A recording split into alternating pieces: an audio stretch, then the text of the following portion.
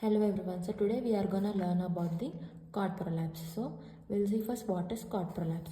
So it is an abnormal descent of the umbilical cord by the side of the presenting part. Okay, abnormal descent of the umbilical cord by the side of the presenting part, and anything which interferes with the adaptation of the presenting part means anything that will come in between the presenting part in the lower uterine segment, it will favor to cord prolapse. So anything that interferes with the perfect adaptation of the presenting part in the lower uterine segment, it will favor the cord prolapse. So which factors that interfere with this presenting part are: one is malpresentation. It can be breech presentation, footling, transverse or compound.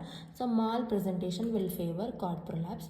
And another one is contracted pelvis. So contracted pelvis, it will come in between the presenting part. So contracted pelvis will favor prematurity of the baby, hydramnios, twins and placenta previa, low rupture of the membranes and manual rotation of the head and external cephalic version. So these are all the factors which favor the prolapse. Okay, malpresentation, footling, prematurity, hydramnios, twins, placenta previa, low rupture of the membranes, ECV and manual rotation of the head. Okay, so these are all the factors which favor cord prolapse. Now diagnosis. How you will know it is cord prolapse?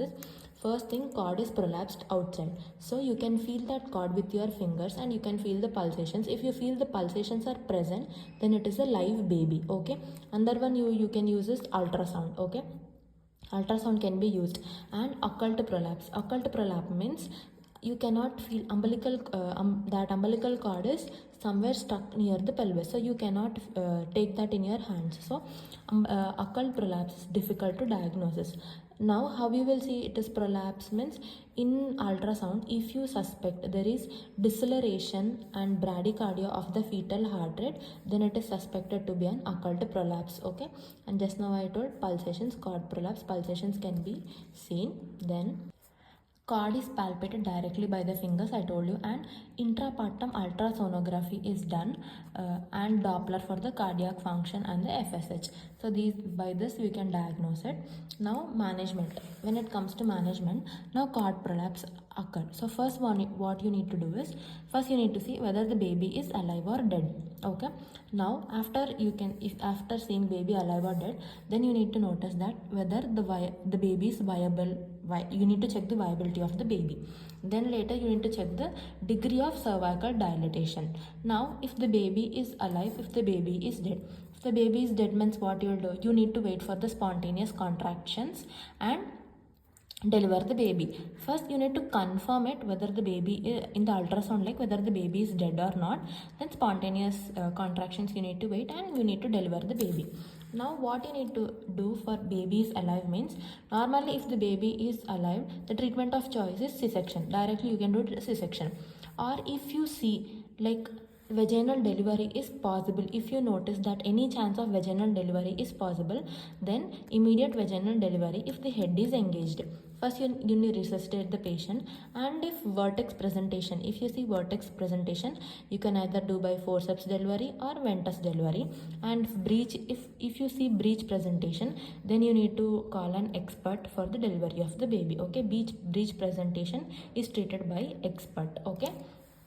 Now vaginal delivery is possible, you need to do this. And if vaginal delivery is not possible, you have two steps. One is definitive management, that is C-section, directly you can do C-section, or else first aid. You need to maintain, like you need to do factors which are favorable for delivery.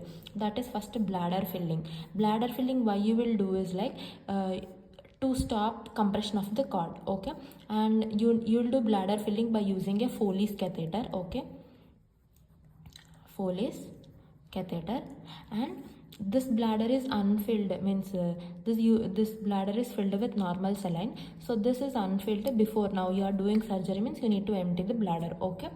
Now to lift the presenting part of the cord to decrease the compression. And another one is Trendler-Berg or knee chest position, or exaggerated and elevated Sims position you are doing. Okay, this position is because for favoring the delivery. And another one is replace the cord into the vagina. So why you are replacing the cord into the vagina? Because if the cord is outside, cord irritation and vasospasm will occur. So because of that, you need to replace the cord into the vagina, and if all the factors are favorable, you can do delivery. Okay, so this is the management.